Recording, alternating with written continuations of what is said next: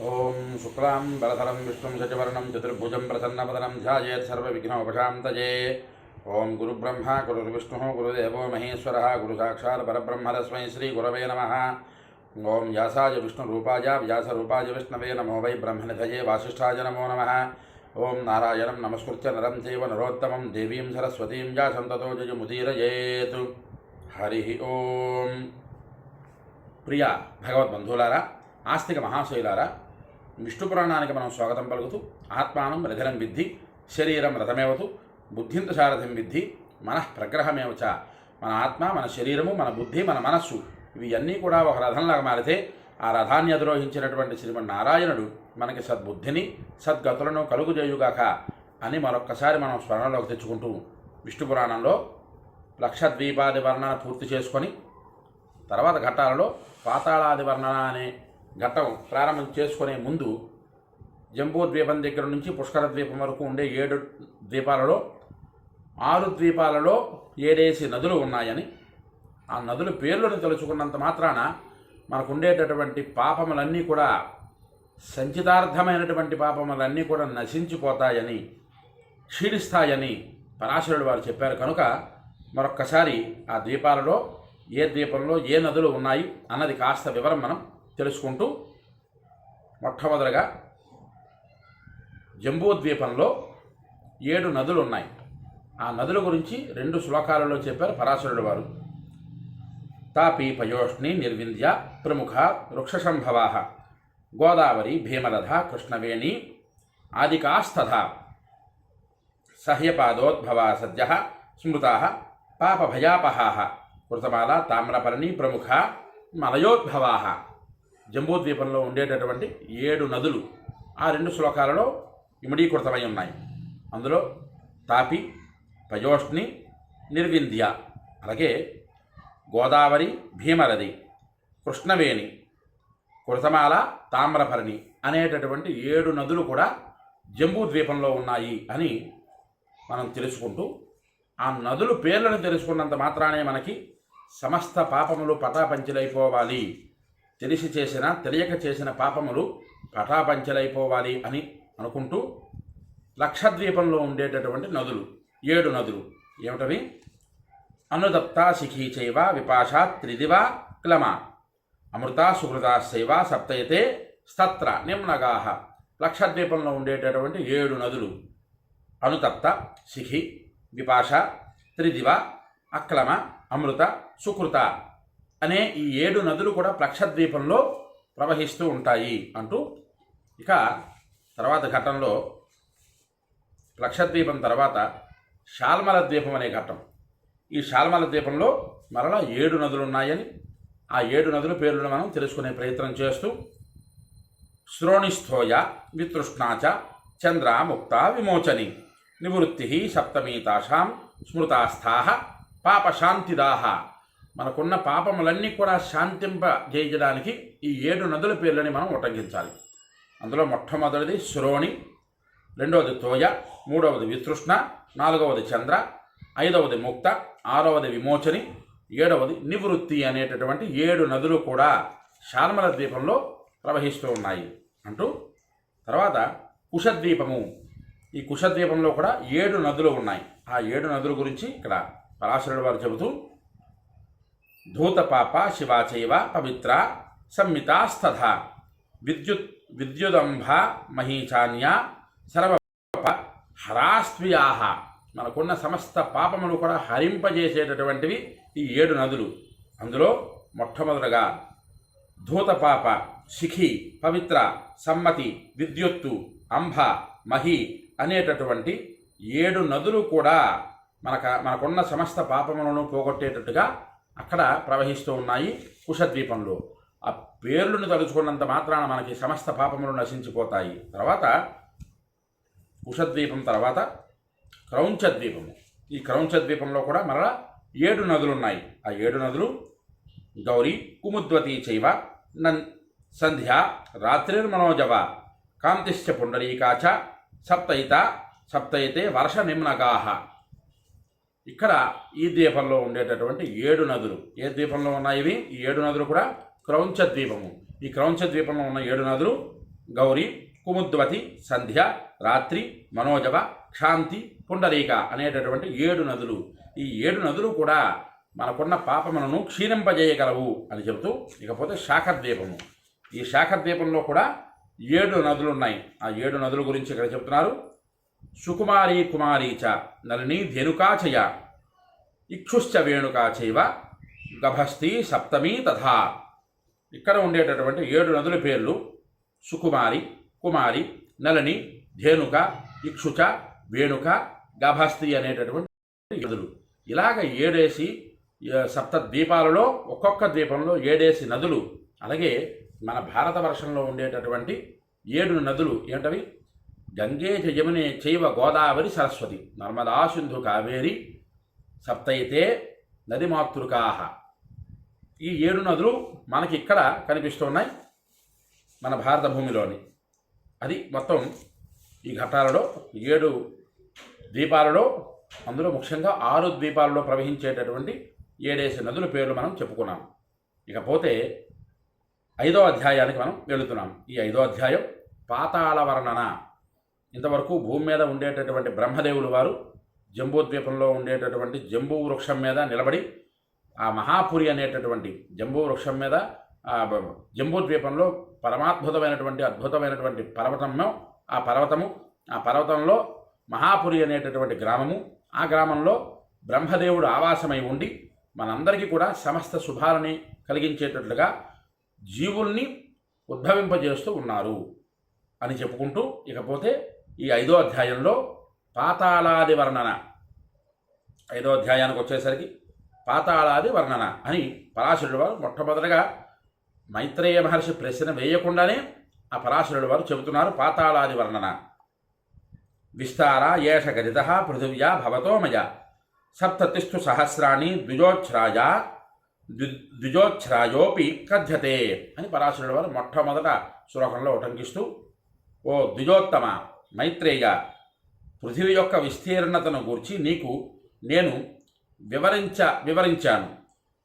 ఇక దాని ఎత్తు 70,000 యోజనాలు అని చెప్పబడింది అంటూ, దశ సాహస్రమేకైకం పాతాళం మునిసత్తమ అతులం వితలం చైవ నితలం చ గభస్తిమతు మహాఖ్యం సుతలం చాగ్ర్యం పాతాళం చాపి సప్తమం. మనం ఇంతవరకు జంబూద్వీపాది మొత్తం 7 ద్వీపాల గురించి తెలుసుకున్నాం. ఈ 7 ద్వీపాల తర్వాత పరాశరుడు వారు చెబుతూ, ఓ మైత్రేయ మహర్షి, నా ద్వారా నీకు భూలోకం గురించి వివరించబడింది, అలాగే ఇక నా పాతాళ లోకం గురించి వివరిస్తున్నాను, శ్రద్ధగా ఆలకించు అంటూ, ఈ పాతాళ లోకాలు ఒక్కొక్క లోకము కూడా 10,000 యోజనాల మేరలో ఒక్కొక్క పాతాళము ఉన్నది. పాతాళము అంటే మనకి ముఖ్యంగా తెలియవలసింది ఏంటయ్యా అంటే అధోలోకము అంటే భూమి కిందన ఉండేటటువంటి లోకములు. భూమి పైన ఉండేటటువంటి ద్వీపాల గురించి చెప్పుకున్నాం మనం. భూమి కిందన ఉండేటటువంటి లోకములు అధోలోకములు, పాతాళాలు అంటూ, అవి ఏమిటి? మొట్టమొదటగా అతలం, వితలం, నితలం, గభస్తిమంతం, మహాతలం, సుతలం, 7వదైనటువంటి పాతాళం. మొత్తం 7 లోకాలు, సప్త పాతాళ లోకములు మనకి ఉన్నాయి. సరే, పాఠాంతరాలలో కొన్ని మార్పు చేర్పులు వస్తాయి. అతల, వితల, సుతల, తలాతల, రసాతల, మహాతల, పాతాళాది లోకములని కొన్ని ఘట్టాలలో మనకి వినిపిస్తూ ఉంటుంది ఆ పదాలు. కాకపోతే ఇక్కడ ఈ విష్ణు పురాణానికి వచ్చేసరికి ఇందులో పరాశరుడు వారు చెప్పినటువంటి 7 లోకాలు ఇవి ఏంటవి? అతలం, వితలం, నితలం, గభస్తిమంతం, మహాతలం, సుతలం, శ్రేష్టమైనటువంటిది పాతాళ లోకం. ఇవి మొత్తం 7 లోకాలు పాతాళ లోకానికి సంభవించినవి, ఉన్న పాతాళ లోకాలు అని పిలువబడుతున్నవి అని చెబుతూ, శుక్ల కృష్ణారుణాపీత శర్కర శైలకాంచనా భూమయో యత్ర మైత్రేయ వరప్రాసాద మండితాహ. ఇక్కడ పరాశరుడు వారు చెబుతూ, ఓ మైత్రేయ మహర్షి, పాతాళ లోకములు అంటే భయపడేటటువంటి రోజులు కానటువంటి పరిస్థితులు ఇవి. అప్పట్లో మైత్రేయ మహర్షి పరాశరుడు వారు చెబుతూ, పాతాళ లోకాలు అంటే భయానికి హేతువైనటువంటి లోకాలు కావవి.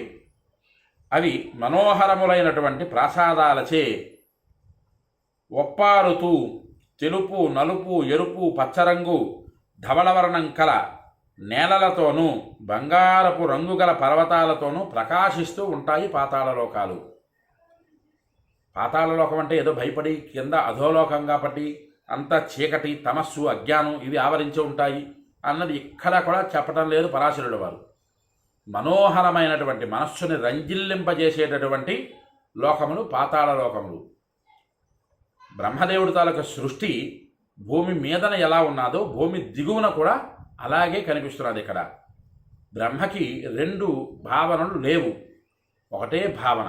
సృష్టి క్రమం, సృష్టిని సృజింపజేయాలి కనుక సృజింపజేసేటటువంటి సృష్టి యావత్తు కూడా తన నుంచి ఉద్భవించినటువంటి సృష్టి యావత్తు కూడా ఒకే రకంగా ఉండాలి అంటూ జంబూద్వీపానికి కావలసినటువంటి సంభారాలన్నీ పెడుతూ సమస్త ద్వీపాలకి ఉండేటటువంటి సంభారాలని పెడుతూ, అలాగే పాతాళ లోకాలకు వచ్చేసరికి భూమి మీదనే నేనున్నాను కదా, పాతాళంలో నేను లేదు కదా, అక్కడే నేను చూసుకుంటాను కదా, ఇక్కడ నాకు అవసరం లేదు కదా అనేటటువంటి రెండు ద్వంద్వ భావాలు కలగకుండా ఒకే భావనతో బ్రహ్మదేవులు వారు సృష్టించినటువంటి లోకాలు ఇవన్నీ కూడా.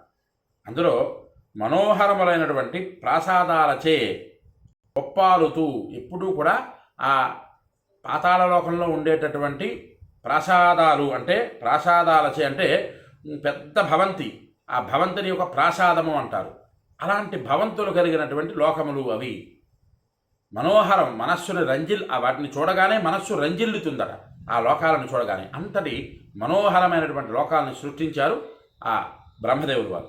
అందులో తెలుపు, నలుపు, ఎరుపు, పచ్చరంగు, ధవలవర్ణము ఆ రంగులతో కలిగి ఉండేటటువంటి నేలలతోనూ బంగారపు రంగు గల పర్వతాలతోనూ ఆ 7 లోకాలు, పాతాళ లోకాలు 7 కూడా ఎప్పుడు కూడా ప్రకాశిస్తూ ఉంటాయి అని చెబుతూ, తేషు దానవ దైతేయ యక్షాశ్చ శతతస్తథ నివసంతి మహాభాగ జాతయస్య మహామునే.